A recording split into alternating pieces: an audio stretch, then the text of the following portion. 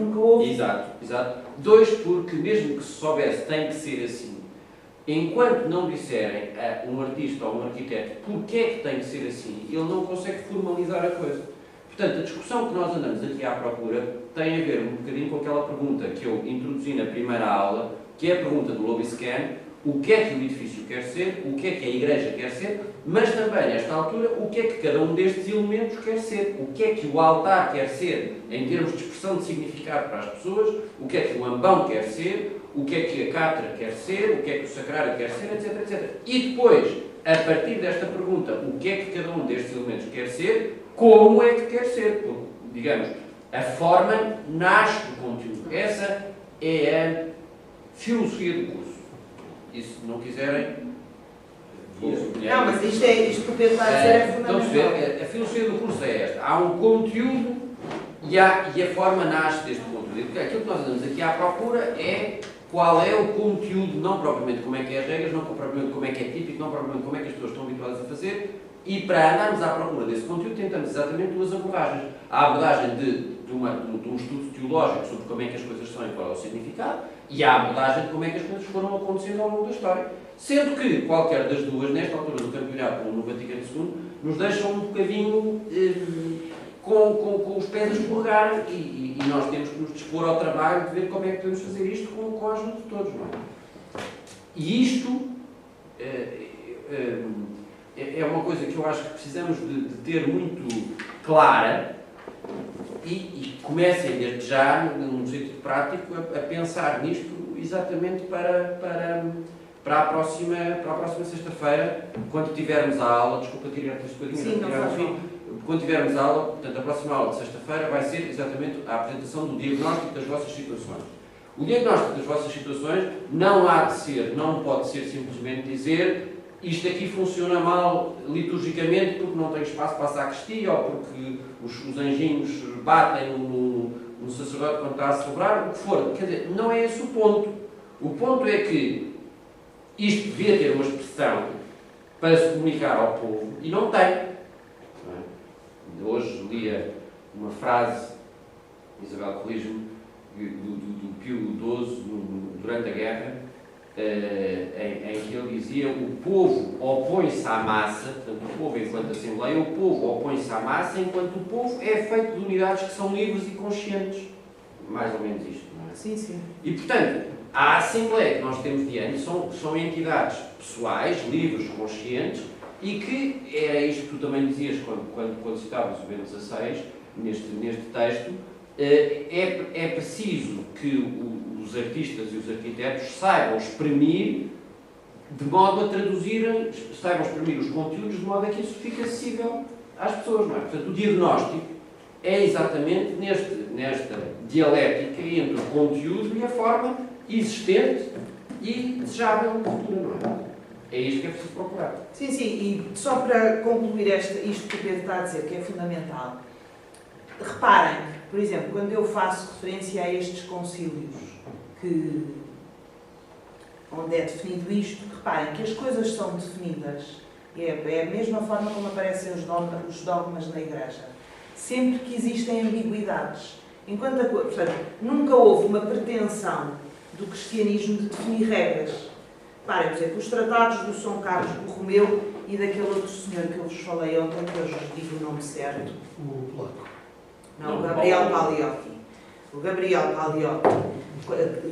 Pagliocchi, bispo de Bolonha, que escreve um texto dirigido aos artistas e artesãos em 1582. Este amigo, que se chama Discurso à volta das imagens sagradas e profanas, está publicado em italiano. E este senhor bispo vai definir o que é que se usa, no fundo, isto surge a par do texto 1582, surge a par do texto do São Carlos Borromeu. É uma altura em que, com o avassalar dos protestantes, das confissões protestantes, há uma necessidade, cria-se e como, de facto, ao nível da Igreja Católica havia uma certa confusão em relação... Há uma necessidade de definir tudo. Portanto, de repente, surgem estes tratados, praticamente, em que se define tudo, define-se os degraus, define-se muitas coisas com base no fundo, nas descrições alegóricas, com fundamento, que não eram fundamentos dogmáticos, fundamentos que depois vão influenciar toda a representação artística, arquitetónica, etc, etc, etc. Mas nunca houve a pretensão na Igreja de fazer esta definição. Quando surgem definições, reparem, os tabernáculos fechados à chave, certamente, houve uma série de gente que começou a roubar, a fazer coisas que não são menos próprias, etc, etc, com a Eucaristia, fecha à chave. Portanto, olhando, para mim, impressiona-me sempre isto, olhando para a história da Igreja, quando aparecem definições, geralmente têm a ver com a necessidade de que não se mantenham ambiguidades, isto é, que os fiéis, os cristãos, os batizados, não saibam claramente. Vocês veem, por exemplo, um exemplo muito simples. Tem uma oração que certamente já ouviram falar, que é o hino do Glória, que se diz nas missas dominicais. Onde reparar, tem uma parte enorme sobre o Pai, uma parte enorme sobre o Jesus Cristo e 2 linhas sobre o Espírito Santo. Naquela altura, não existiam heresias contra o Espírito Santo. As heresias que haviam eram as heresias trinitárias, se eram 3 pessoas, se não eram 3 pessoas, se eram só Deus e 3 pessoas, e eram as heresias cristológicas, se era verdadeiro homem, se era verdadeiro Deus, se era homem e Deus, se era um Deus especial e menos homem, se era mais homem e menos Deus. É assim.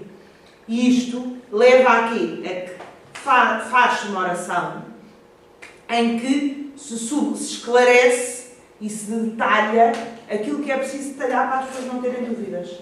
Portanto, a definição, o que é que isto implica? Implica que, da parte de quem faz, neste caso, artistas e arquitetos, o trabalho é este que o Pedro diz, é perceber o que é que isto é e o que é que isto quer dizer. E com o que é que isto está em relação. É precisamente esse trabalho que pós-Vaticano II ainda não foi feito. Ou seja, será que uma igreja, dado que foi necessário com a renovação litúrgica pôr um ênfase muito grande, e muitíssimo bem, porque é o centro da vida cristã, na Eucaristia. Agora, eu punha uma pergunta que é ao mesmo tempo filosófica e será que a igreja é só para a Eucaristia? Não. Construir uma igreja é só para a celebração eucarística? É tal problema. Hoje temos os filhos de oração, temos montes de expressões na igreja. Mas esta pergunta... Mas eu penso que ultimamente se caminha caminha para esta, como é que eu ia dizer, é como o altar em relação a todos os outros elementos. De facto, a celebração litúrgica, e não só a Eucaristia, mas a Eucaristia determina porque envolve a maior parte dos elementos, mas a celebração dos sacramentos determina a concepção da Igreja, mas não e estou a falar de uma Igreja diocesana, paroquial, não estou a falar de uma Igreja monástica, porque certamente nas aulas que têm aqui de espaciologia do Sagrado, depois cada ordem religiosa tem algumas especificidades que obrigam a certas características que se juntam. Mas eu penso que os passos que se têm dado, e até das aulas que tenho ouvido lá, em que tenho participado lá em Roma, nesta área da arquitetura, em que sublinha, por exemplo, uma das coisas que sublinham é a compreensão dos vários ministérios presentes na Igreja e como eles se movimentam.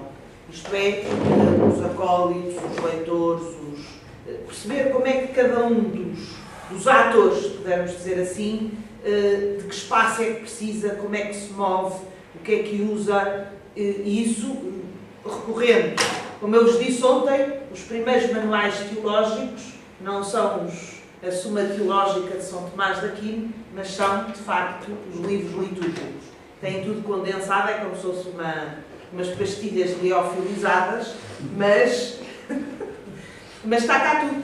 Depois daqui vai-se desmontando e especulando e escrevendo, mas é como se fossem aquelas pastilhas que os astronautas levam para poderem alimentar-se, são os manuais litúrgicos, os textos litúrgicos. E, portanto, isso depois, o que é que vai levar? Vai levar a que...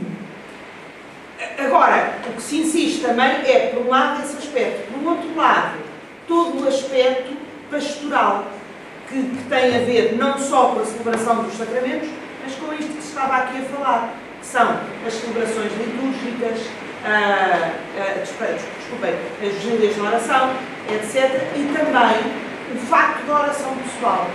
Portanto, antes de mais, por isso é que eu vos dizia, não se pode perder de vista que a Igreja é a casa da comunidade.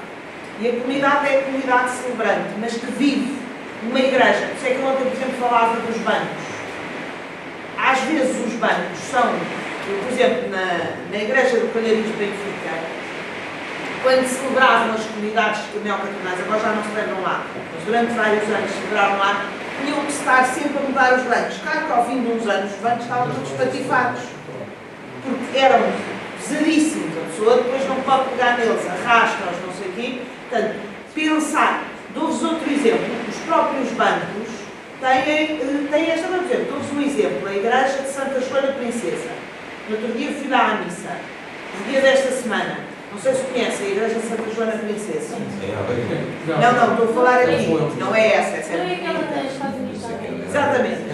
Os bancos, se repararem, puseram os bancos e então o lugar onde se ajoelha está completamente ligado ao banco e depois tem uma parte para cima. Portanto, toda a gente, eu pensei, sou eu. Não, toda a gente tem que estar agarrada à parte de cima para não cair, porque só apoia o nico do joelho. Portanto, percebem a questão? Portanto, às vezes há pormenores que impedem não só a participação na liturgia, que a pessoa depois, em vez de estar a pensar no que está a ouvir, está a pensar na situação desconfortável em que está, porque se sente mal, não consegue estar, acha que vai cair, melhor é não me ajoelhar. Estão a perceber? Se vai lá rezar, a mesma coisa. Portanto, ter esta consciência. Depois tem almofadinhas nos bancos, nos genuflexórios, mas a almofadinhas só cabe 1 centímetro de joelho. Mas essa é outra coisa, precisa ser bem estudada. Exatamente. Os bancos é uma coisa que eu acho. Os bancos, os refletórios, é ver espaço, a altura a que o joelho está do chão, por causa do tamanho da biqueira do pé. Quer dizer, eu já me dei ao trabalho de desenhar uma coisa dessa, de facto, é desconfortabilíssimo. E não era assim. Havia boas. Sobretudo a distância em que a pessoa está apoiada à frente e. Senão, depois está ali. Tem que estar agarrada, não tem que estar agarrada para não cair. Às vezes está a seguir à comunhão, está-se de joelhos e portanto vem outra pessoa e a pessoa senta-se e nós temos que preparar assim. Senão apanhamos com o cabelo da senhora na cara. Quer dizer, não é. Tudo isto não pode ser. Isto vinha a propósito Tem a ver com o sacrário, porque exatamente. este problema nas igrejas modernas não está resolvido. Não está. E será que vale a pena, agora estou a fazer uma pergunta, investir tanto numa igreja em que essa igreja praticamente só serve para celebrar a Eucaristia? Pois não, hoje em dia a provocação é precisamente que se repense. Por exemplo, eu não sei se foi o arquiteto Zanzoterra ou se eu vi isto em Itália, eu agora já estou baralhada. Sei que foi um professor italiano, não sei se foi cá, se foi lá, que aquela igreja depois teve que ser mudado o revestimento todo, foi ele. Pronto, foi ele. Sempre vejam, uma igreja que é feita com todos os FCRs, pode-se dizer, e depois de repente não serve. Exato. Não serve. Portanto, é importante ter consciência de que eu depois no final levo-vos uns apontamentos que tenho aqui, que estive a fazer com alguns pormenores, porque às vezes o tornar a coisa muito complicada pode até ser muito bonito, mas que é uma beleza, não anda junta. Há 3 coisas que têm que andar sempre juntas: o bem, a beleza e a verdade. E portanto isto chamam-se os transcendentais. Ora, o bem, a beleza e a verdade não se podem separar. Uma coisa que é bela é boa e é verdadeira. Uma coisa que é verdadeira é bela e é boa. Isso passa através dos objetos. E, portanto, se é qualquer coisa que, como é que eu ia dizer, que prejudica a oração pessoal e comunitária, pode ser uma coisa muito bonita, mas não é... Mas não cumpre o seu objetivo, se pudermos dizer desta forma. Vamos, sim. Estou a lembrar de São Miguel de Sintra, é uma igreja que contempla. É uma igreja que tem, pronto, uma igreja normal, tem altar, tem residência, tem tudo, tem um corpo estranho, e depois, do lado esquerdo, tem uma capela, que é para durante a semana haver missa semanal, e tem sacrário também. E essa questão, e é o sacrário que serve também para a mesma, ou seja, é um lugar digno, visível, e as pessoas quando entram percebem que aquele lugar é lá o Santíssimo. Não está na igreja, portanto, no sacrário, e aquele espaço dá para fazer, por exemplo, momentos de oração. E, de facto, esta questão que o João é a minha questão também, que é... Isso é uma solução possível no Vaticano II, exatamente. É um espaço para Mas isso. mesmo assim, eu pergunto-me, então, aquele espaço onde não há celebração da Eucaristia, é um espaço vazio que está ali, não há nada. Quando não se celebra a Eucaristia. Então, será que... será que... linhas laterais com Mas há alguns casos, também em Lourdes, Por isso é que... paroquial, até foi o Padre Carlos, até foi ele que arranjou para lhe dar alguma dignidade e ia usar o altar, porque estava mal, era uma garagem, foi adaptada à capela, era uma casa particular, não é? Claro. E então, quando há encontros de formação, nós não temos outro espaço em Lourdes, que não temos mesmo, para reunir os catequistas, não é aqui uma capela, mas está ao Santíssimo, está ao altar, está lá tudo. Então, arranjou-se, já há uns 20 anos ou 30, uma coisa que fecha. E aquele espaço é outro. Ou seja, de facto, nós sabemos que aquele espaço tem a luz Santíssima. Há ali um momento em que as pessoas antes da reunião, as pessoas quando chegam estão ao Santíssimo, tudo bem, estão no sacrário, ajoelham-se, rezam um pouco, mas quando começamos a reunião, é um espaço que se fecha. É uma solução. Para quê? Porque não temos uma sala, já sabe que vai estar toda a conversa. Vai-se discutir um tema, é a formação de catequistas. Mas isso é uma tradição, por exemplo, da Igreja de São Domingos Benfica. Aqui é assim também. Tem uma espécie de uma cortina que está normalmente fechada, uma parte é salão paroquial e outra parte é a igreja. Quando há grandes celebrações, abre-se essa cortina e, portanto, aquela parte que funciona habitualmente como salão paroquial é uma extensão da igreja. São soluções estranhas. Tem que se pensar isso, mas perceber esta... Há várias, isto é, há posições que seguem um bocadinho aquilo que o Pedro está a dizer, que não gosta muito da capela do Santíssimo, há outros... não, porque retira a visibilidade, não é? Quer dizer, é suposto uma pessoa, quando entra numa igreja e não tem aquela coisa banal... Vai à procura. Está bem, é Mas verdade. isso o Miguel tem. Mas isso retira significado. É a forma como retira feita. significado à igreja. Se for a São Miguel de Sintra é diferente. Mas eu acho que também depois... Mas é que essa é a questão, estás a perceber, Pedro? Esse é o ponto. A Igreja tem um significado por ela própria, estás a perceber? Não é pelo facto do Santíssimo estar, era aquilo que eu dizia ontem, não é pelo facto do Santíssimo estar ali que a Igreja, o Santíssimo é a presença real de Cristo. Eu entro numa igreja e devo ir à procura do Santíssimo porque estou a cumprimentar o dono da casa, mas a Igreja em si tem a sua dignidade própria. Não digo que não, Percebes? mas o problema, quer dizer, vê, isto é importante, eu acho que vale a pena perdermos um bocadinho de tempo com isto.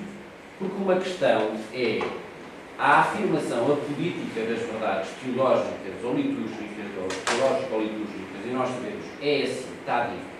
Mas outra coisa é exatamente este entendimento da beleza enquanto esplendor do verdadeiro, ou seja, é aquilo que eu dizia na primeira aula, a arte é para os estúpidos, não é? Portanto, a arte é para aqueles a quem o acesso direto por distração, não por estupidez, mas por distração, o acesso direto às verdades afirmadas em políticas evidentes, que não são evidentes, mas quer dizer, o acesso às verdades não é fácil, não é imediato. E, portanto, ao artista compete o facilitar o acesso a isso. Portanto, a Igreja é casa de Deus e casa do povo de Deus, quer tenha, quer não tenha sacrário. Mas ter, ou seja, ter um elemento, como o padre Duarte nos mostrava da antiga Alcobaça, não é? Ter um grande esplendor com uma pequenina luz, num ambiente de penumbra, é uma coisa que, perceptivamente, as pessoas focam imediatamente o olhar para ali e têm imediatamente um movimento interno de reverência, percebe? E isto não pode ser desperdiçado. Ou seja, eu acho que é um bocadinho aquilo que o Padre João estava a dizer. Eu acho que o Vaticano II soube recolocar as coisas sob o ponto de vista das verdades apolíticas, das verdades teológicas, que é preciso estarem presentes na consciência do povo. Mas agora há todo um trabalho a ser feito de como é que isso se torna acessível às pessoas que normalmente andam distraídas. Ou que sentem o movimento de entrarem numa igreja, mas que depois não sabem, não há um facilitar da expressão, da expressão física, do local do momento. Mas deixa-me só, Pedro, eu percebo o que tu dizes, mas repara, se tu vires, eu vejo isso na Sé, a minha experiência é sobretudo da Sé de Lisboa e vejo agora também em Roma. Muitas das pessoas que entram nestas igrejas é assim, muitas não são cristãs, vão turisticamente, por exemplo, isso é outra e muitas não fazem a menor ideia do que é que aquela luzinha com aquela caixinha, o que é que aquilo é. Eu vejo, por exemplo, na Sé, por exemplo, lembro-me na Catedral de Siena, uma coisa que a mim me impressionou. Quando se entra na Catedral de Ciência, há duas portas. Portanto, há uma porta pequenina que se entra no lado e que é a capela onde está o Santíssimo, que faz parte, é uma coisa lateral, mas faz parte do corpo da igreja, mas está vedado a quem entrou para visitar a igreja, portanto não pode virar ao lado, e a pessoa vai ali e reza. E o senhor que está lá à porta pergunta: deixa-nos entrar se vamos rezar? Vamos rezar, estamos ali a rezar. Já lá esteve. E começa ao mar. Exatamente. E do outro lado está a feira, tudo aos gritos, é a feira, é autenticamente a feira. Por exemplo, ali na Sé é um bocadinho dramático, porque não há ninguém que abra a capela do Santíssimo, portanto há uns bancos atrás, quem quer rezar está nesses bancos, e há a feira para o outro lado. Em São Pedro, São Pedro é a feira total, mas a feira total mesmo, completamente feira, então cada vez mais feira. Mas em São Pedro também já há uma... Não, há a Capela do Santíssimo, onde a pessoa entra e aí só nos deixam entrar, e mesmo, por exemplo, só nos deixam entrar para rezar, por exemplo, para ir à missa, no altar de São José só nos deixam entrar se vamos rezar também, está lá um guarda. Portanto, este sentido de perceber que hoje em dia, por exemplo, eu aqui há uns tempos estava na Encarnação, as pessoas passavam pela frente do Santíssimo. Isso acontece em relação às igrejas que são monumentos de arte. Situando-nos nas igrejas modernas, não são tão atrativas do ponto de vista dos turistas. Não? Claro. Sejamos também assim um bocadinho verdadeiros. Sim.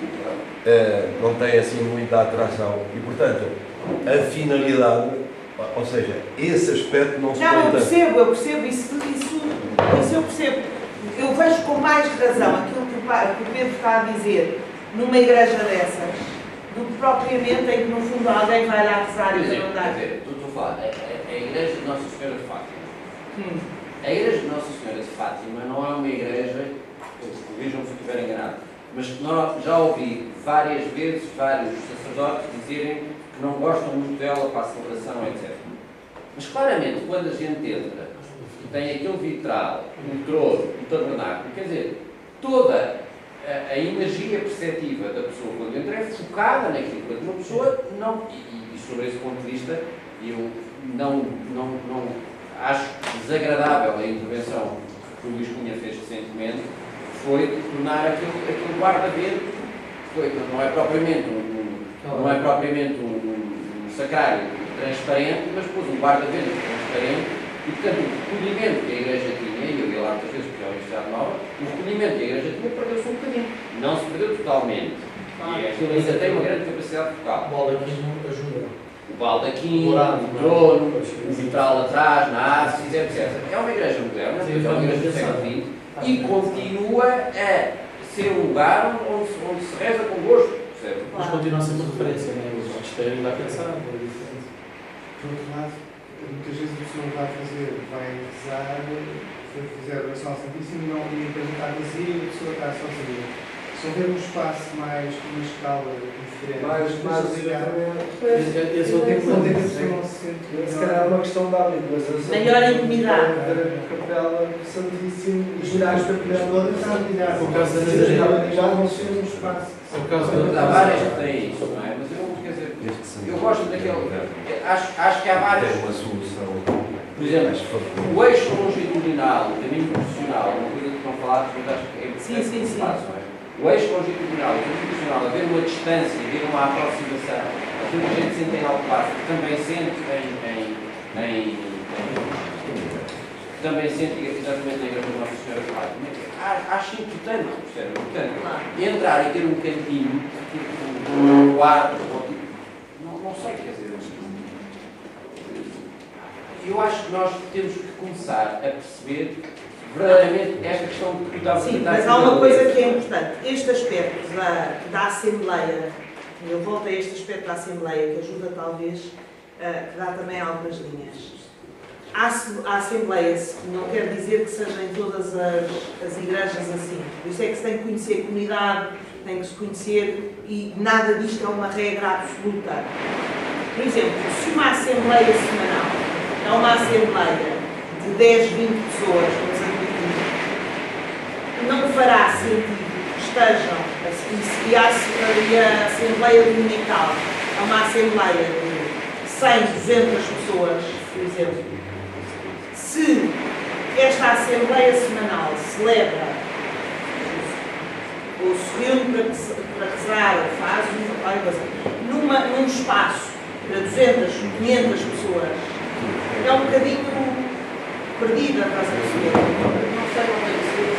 Quer dizer, se quer participar na Assembleia, vai para as primeiras filas, está em contato direto no espaço da arte, Um altar enorme, um espaço enorme, estás a perceber? Por exemplo, a mim isso faz-me diferença, estás a perceber? A mim isso faz-me diferença. Eu percebo que em algumas igrejas, por exemplo, Santa Maria Maior, é extraordinário. Eu estou a pegar igrejas, desculpem-me, não são propriamente paradigmáticas, mas durante a semana a missa é celebrada na capela de Nossa Senhora Salvação do Povo. É uma capela mais pequena, a capela está cheia, não encheria o corpo da igreja, estás a perceber? Ou aos dias santos, é celebrada no corpo da igreja, enche razoavelmente o corpo da igreja. Eu acho que há que ter em conta estes aspectos que são práticos, mas que ajudam à própria celebração e ao próprio curso, ao ato litúrgico, e não só ao ato litúrgico, a outras coisas que aconteçam, seja uma vigília, seja uma oração, seja o que for. Neste sentido. Pois não está resolvido. Pois. Eu não sei se faz sentido, mas eu acho que até para mim, eu não sei se é durante, isto é uma pergunta, durante a celebração, acho que até faz mais sentido o tabernáculo estar mais afastado da própria celebração, não sei, no sentido em que visualmente porque eu sempre me habituei assim, Não, o João... a celebrar e naquele momento a importância é o altar, é o ambão, não sei, naquele seguimento da conversa que então, o professor estava a dizer, dos procedimentos... Não, o João introduz uma coisa que é importante. Não deve, e isso foi uma das razões que levou, em alguns casos, a retirar o sacrário do eixo do eixo com o altar, porque no altar, quando não deve haver confusão, não se deve criar confusão entre as espécies que são consagradas no altar, portanto a Eucaristia que é consagrada, e a reserva eucarística.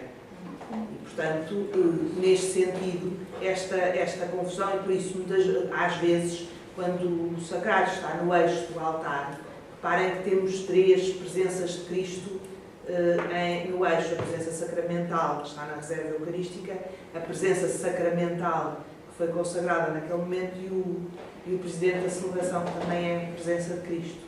Portanto, isto não deve, mas eu insisto, não há uma regra estabelecida. Há que ver que comunidade é que temos, a própria celebração, o que é que os livros fazem referência e, portanto, ter em conta tudo isto. Eu tenho achado interessante uma solução que vi algumas vezes em Espanha, nomeadamente no santuário que fica ao norte da Espanha, ali em Torre Ciudad, que eu fui visitar, e integrado no próprio retábulo, está o sagrado, não é?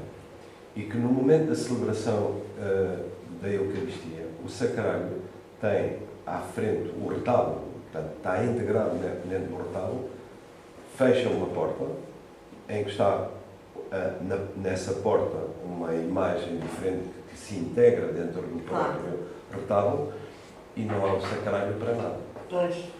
Celebra-se a Eucaristia, ao fim, volta a abrir e temos outra vez o sacrário. Pronto, isto é uma solução. Isto é uma hipótese. Eu até fui buscar porque acho que está interessante. Qual interessante. é a indicação? Como é que se chama? Torre Ciudad. Torre Ciudad. Tenho Eu acho aqui que esta é a abordagem natural da. Nós agora entraremos nisto, quando começamos a falar da especiologia do sagrado.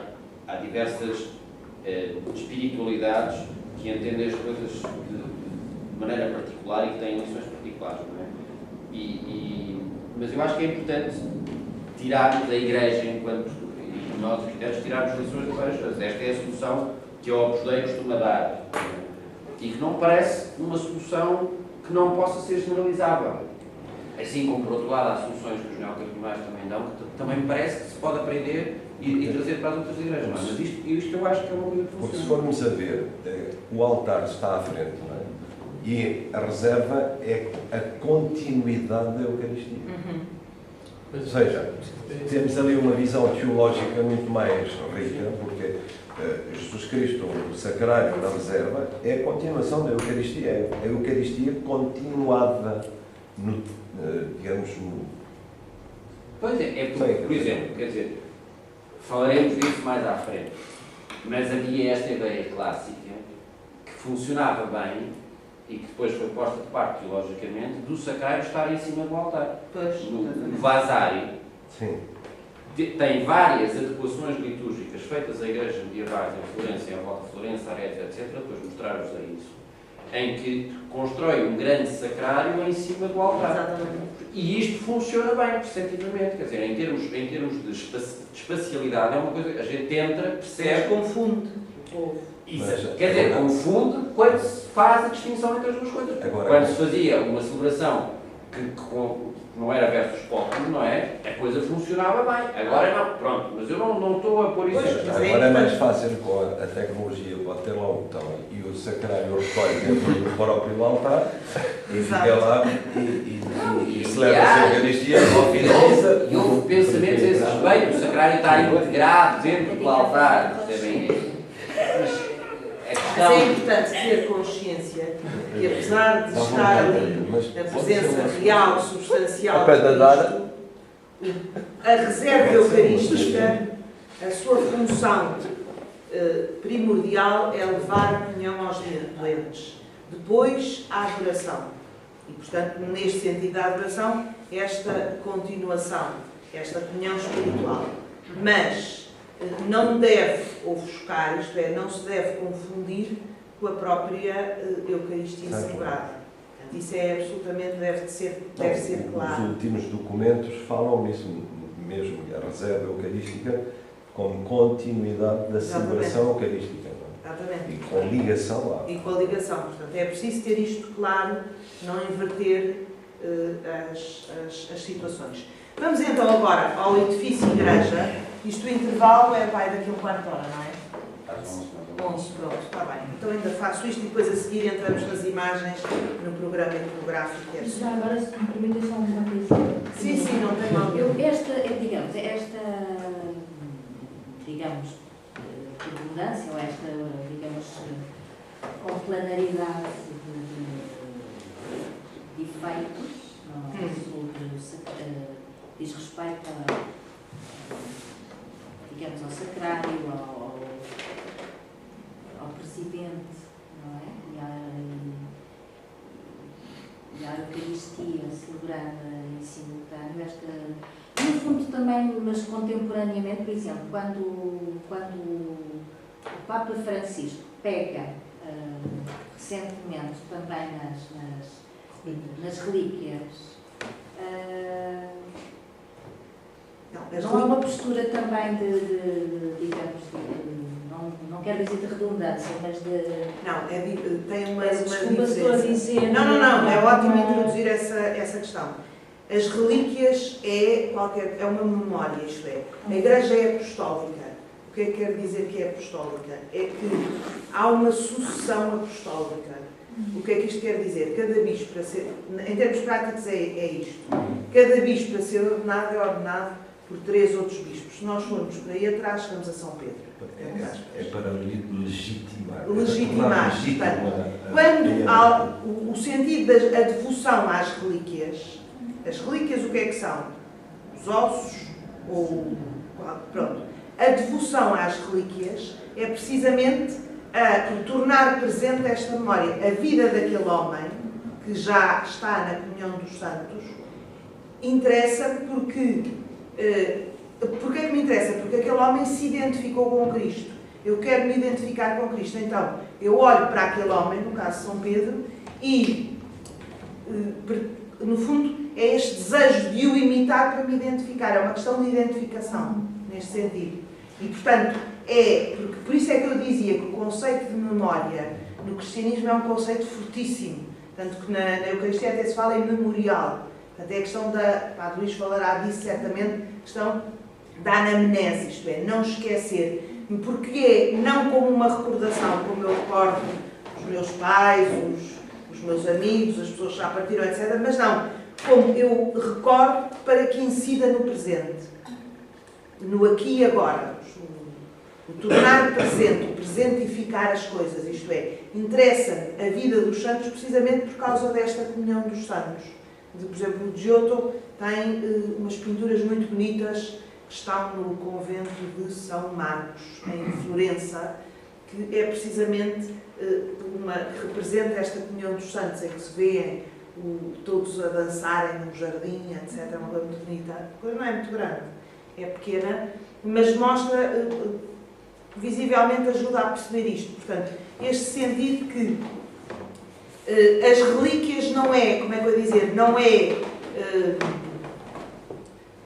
tem, aliás, por exemplo, dou-vos um exemplo que talvez ajude a perceber. Quando houve a crise iconoclasta, portanto, a destruição das imagens, a perseguição das imagens, nunca houve nenhuma destruição da cruz. Porque a cruz sempre foi reprodutiva. E a cruz é uma imagem, não é? A cruz nunca foi destruída, precisamente porquê? Por ser a cruz de Cristo, que é reconhecida como um valor que não tem as outras relíquias. Século VI, VII. No final já vou falar um bocadinho sobre isso. Estou a falar que depois terminou no século, isto é, ficou tudo esclarecido no século VIII, no segundo concílio de Niceia, e depois esclarecido mais tarde, depois da emergência da segunda crise iconoclasta. O valor de Cristo é diferente do valor das relíquias. As relíquias têm este sentido da memória. Eu peço desculpa se... Não faz mal, temos de esclarecer estas questões. Porque estas perguntas às vezes... É a diferença entre adoração e veneração. Exatamente. Aliás, São João Damasceno introduz essa palavra. A veneração, ele clarifica, porque diz, isso é uma coisa importantíssima, a adoração é a adoração de latreia, que é culto, e a veneração nós prestamos... Depois leio-vos um texto para vocês. Expliquem isto, nós não somos todos adeptos à lógica. Sim. Leio-vos já isto, que é extraordinário. Pois é, nós sabemos todos o latim e o italiano. O que é que isso quer dizer?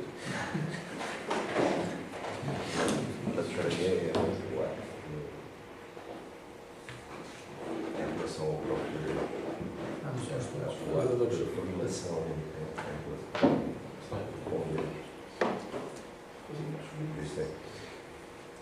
Isso é que se vem depois. Por exemplo, ele diz... Não, latreia é por causa da latreia.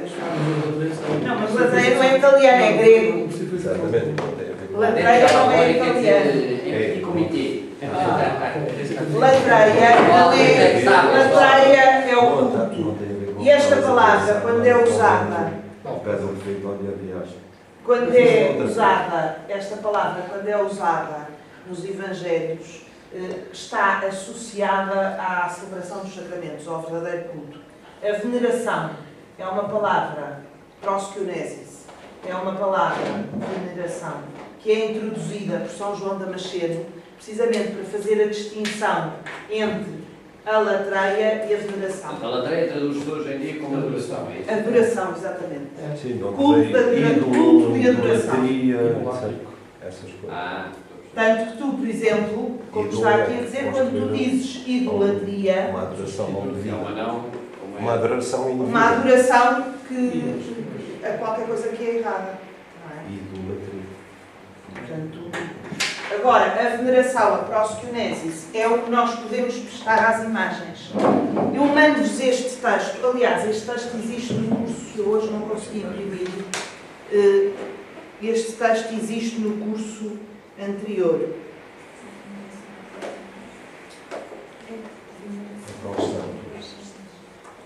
Desculpem lá, mas eu tive isto porque é mais fácil.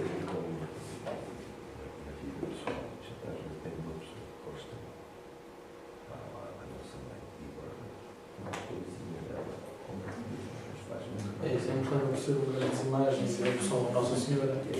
Essas coisas todas, às vezes acusamos que nós adoramos Nossa Senhora.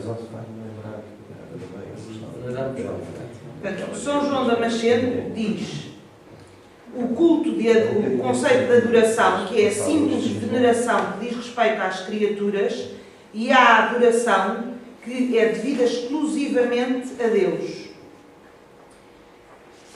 E ele diz no texto, digo já,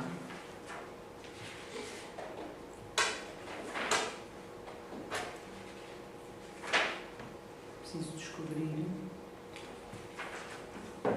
Já agora, enquanto a professora. Posso, professora? Sim, com certeza. A palavra adoração, que na sua origem etimológica quer dizer pôr a mão à frente da boca. Exatamente. Ou seja, diante de Deus não temos nada a dizer. A mulher e contemplá-lo. Adoração. Ave, orar. Cá está. Boca. Ele diz isto, São João Damasceno, cito, no seu primeiro discurso. Diz assim: a veneração é um sinal de submissão e de honra, e também aqui conhecemos diversos modos. O primeiro é segundo o serviço de culto que nós dirigimos a Deus, único ser venerável por natureza. Depois vem a que, por causa de Deus, o venerável por natureza se dirige aos seus amigos e ministros, tal como Josué de Nun e Daniel veneraram anjos.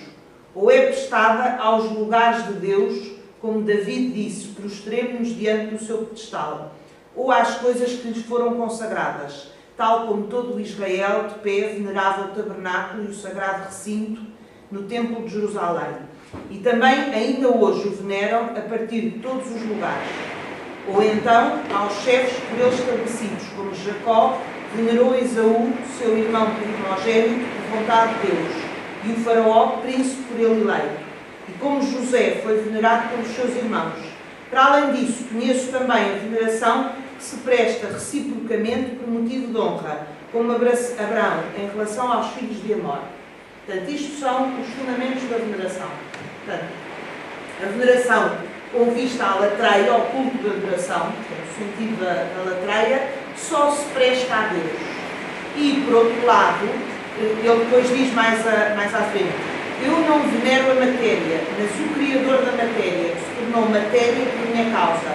Na matéria aceitou habitar e, através da matéria, operou a minha salvação. Então eu explico: eu não venero a matéria, mas que é muito este sentido do protótipo.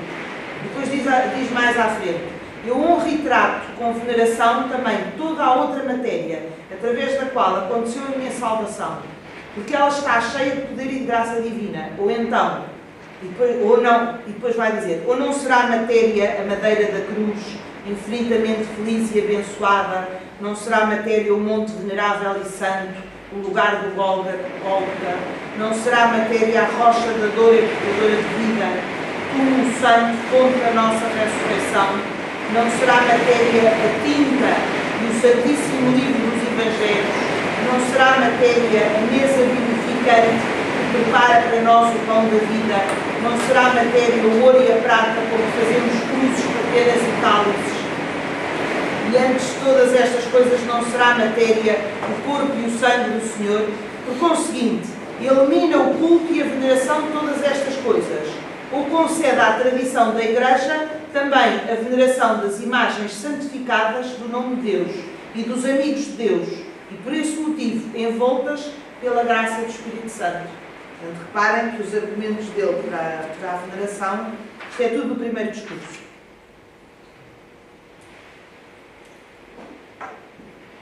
Depois há mais. Vamos então, portanto, está claro este aspecto da diferença entre a veneração e a adoração. Portanto, ao Santíssimo Sacramento prestamos culto de adoração. Às imagens, às relíquias, prestamos esta veneração no sentido da veneração de honra. Ele depois faz todo este desenvolvimento, mas uma das fontes é também a veneração que se fazia, por exemplo, no Império Romano, aos imperadores, etc. Também é uma das... Mas aí era uma veneração quase de latreia. De latreia, exatamente, claro. Por isso é que os cristãos depois se recusavam. Exatamente, sobretudo aos imperadores que eram divinizados, que obrigavam a pôr lá as bolinhas de incenso, e isso é que os cristãos diziam que não, e portanto tinham a vida, caiu qualquer coisa ali. O São Sebastião apanhou. Eu vi que Não, eles estão a levantar as telas, portanto deve ser. Deve ter sido o jeito de levantar a coisa. Muito bem. Então, eu sugeria isto. Eu ainda me falta falar algumas coisas da Igreja e vermos a questão dos símbolos e do corpo iconográfico, etc. Eu iria então fazer isto. Fazíamos agora o intervalo, se calhar. Como ia mudar, também nos restabelecemos e a seguir continuamos e entramos nas imagens e eu aí já parto das imagens. Temos de nos restabelecer. Esta tem uma forma giríssima que é refusilar. Refusilar. Não, eu disse só restabelecer.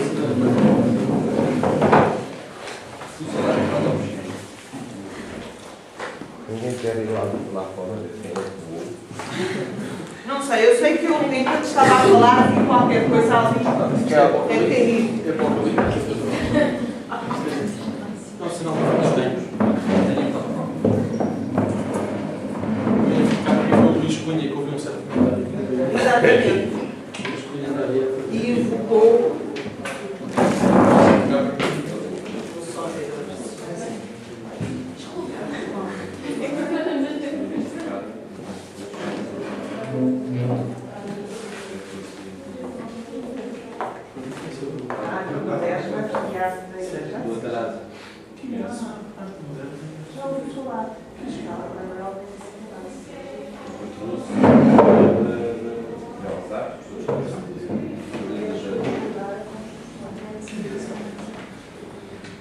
Ter em conta a comunidade.